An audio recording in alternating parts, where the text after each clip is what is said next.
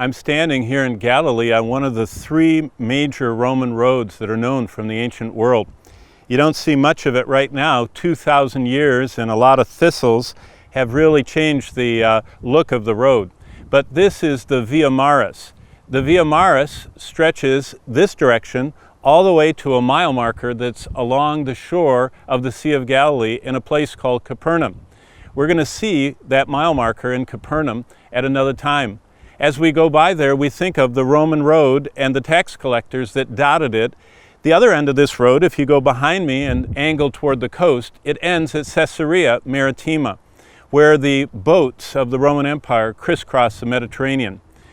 All the way to China, this direction, Damascus, and on the way, and all the way this way to Rome by way of Caesarea Maritima. It says in the Gospels, as we're looking at the life of Christ, when Jesus was introduced, John the Baptist was the voice of one crying in the wilderness, and this is what it says: "Prepare the ways of the Lord, make his paths straight.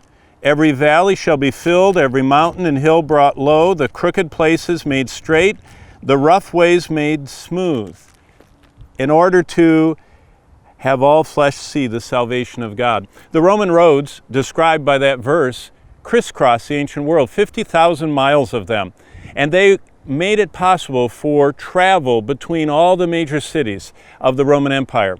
This road is the one that Jesus would have taken. Nazareth is just off this direction. Capernaum is that direction. Whenever Jesus went from Nazareth to Capernaum, he would have followed this stretch of the Via Maris. When the Apostle Paul came up from Jerusalem and came across to catch the boat, which he did in the book of Acts, he would have followed this part of the Via Maris. So this is a part of the road that the apostles in Christ traveled on. We're looking at why Jesus came. Jesus came so that, as it says in the promise of his coming, all flesh shall see the salvation of God, Luke 3:6. Jesus, in his ministry, as it tells us in the book of Mark, chapter 4, went about all Galilee. In the book of Matthew, chapter 4, verse 23. He went about all Galilee, teaching in their synagogues, preaching the gospel of the kingdom, and healing all kinds of sickness. And great multitudes followed him from Galilee, Decapolis, Jerusalem, Judea, and beyond the Jordan. How did all those people find him? Because Jesus followed the road system of the ancient world. And the gospel followed Jesus following the road system of the ancient world. It was along this road that the early believers, during the persecutions, fanned out through every part of the Roman Empire. It's on this road that the Apostle Paul would have made his way back and forth to Jerusalem from his missionary journeys across the Mediterranean.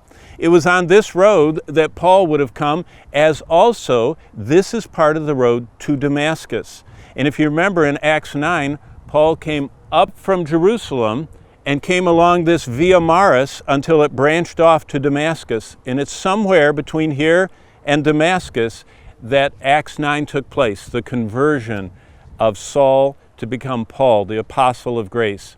So we're standing here to remember why Jesus came. Jesus came to make the way of salvation known, to reveal himself as the way of salvation, to transform lives right wherever he spoke, and as those lives spread out, everywhere they went.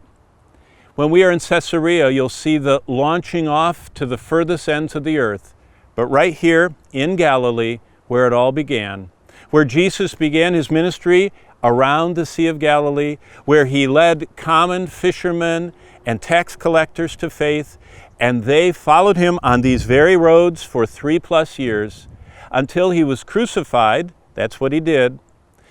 He revealed that he was God in human flesh with 2/3 of his miracles, this direction in Galilee. And then he sent the gospel global, which is why he came. We've come here to the land of the book to see the life of Christ and to see who he was as God the Son and to see what he did, all those miracles revealing his deity, and to remember why he came, so that we, like them who went on these roads, would go everywhere and share the good news of Jesus Christ, the gospel that all flesh might see the salvation of God.